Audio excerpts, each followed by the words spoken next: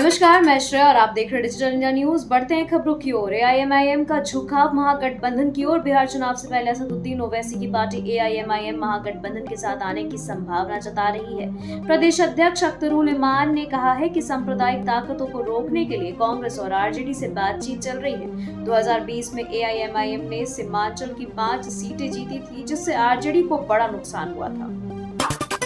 दिल्ली में नेतन्याहू के wanted poster. Chanakyapuri में इजरायली पीएम नेतन्याहू के वांटेड पोस्टर लगाए गए हैं। ये पोस्टर एक विदेशी दूतावास के अधिकारी ने लगाए। डिप्लोमेटिक पासपोर्ट होने के कारण पुलिस कार्रवाई नहीं कर सकी, लेकिन गृह और विदेश मंत्रालय को रिपोर्ट सौंप दी गई है। बांके बिहारी ट्रस्ट विवाद पर शंकराचार्य का हमला। शंकराचार्य अविमुक्तेश्वर नाथ के योगी सरकार द्वारा बांके बिहारी मंदिर का ट्रस्ट बनाने पर नाराजगी जताई। उन्होंने पूछा कि अगर सरकार मंदिरों का अधिग्रहण कर रही है तो गोरखनाथ मंदिर को क्यों नहीं। उन्होंने मंदिरों का संचालन धर्माचार्यों को सौंपने की मांग दोहराई।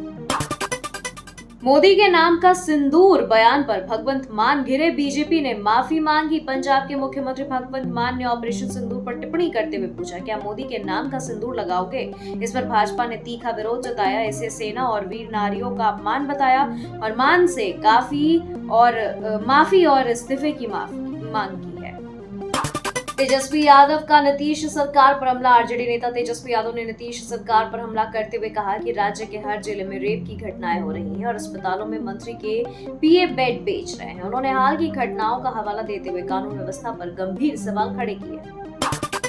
सीमांचल में नुकसान देने वाली एआईएमआईएम अब महागठबंधन में शामिल होने को तैयार। 2020 में सीमांचल में आरजेडी का खेल बिगाड़ने वाली एआईएमआईएम अब उसी के साथ गठबंधन की कोशिश में है। पार्टी अध्यक्ष ने कहा कि सांप्रदायिक ताकतों को रोकने के लिए एआईएमआईएम कांग्रेस और आरजेडी से बातचीत कर रही है। अंतिम निर्णय महागठबंधन को लेना है। कमल हासन का बयान विवादों में। कन्नड़ भाषा पर बयान के चलते अभिनेता कमल हासन विवादों में घिर गए हैं। उन्होंने कर्नाटक हाई कोर्ट के फटकार के बावजूद माफी से इनकार किया है और अपनी फिल्म ठग लाइफ को 5 जून को कर्नाटक में रिलीज नहीं करने का फैसला लिया।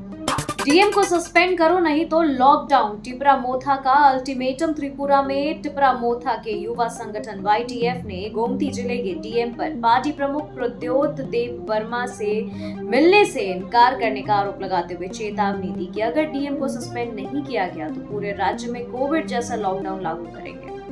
ऑपरेशन सिंदूर पर सीडीएस चौहान का जवाब। सीडीएस जनरल अनिल चौहान ने ऑपरेशन सिंदूर पर कहा कि युद्धों में नुकसान नहीं, नतीजे मायने रखता है। उन्होंने बताया कि भारत ने आतंकी ठिकानों को पाकिस्तान के अंदर घुसकर निशाना बनाया और यह एक बड़ी रणनीतिक सफलता थी।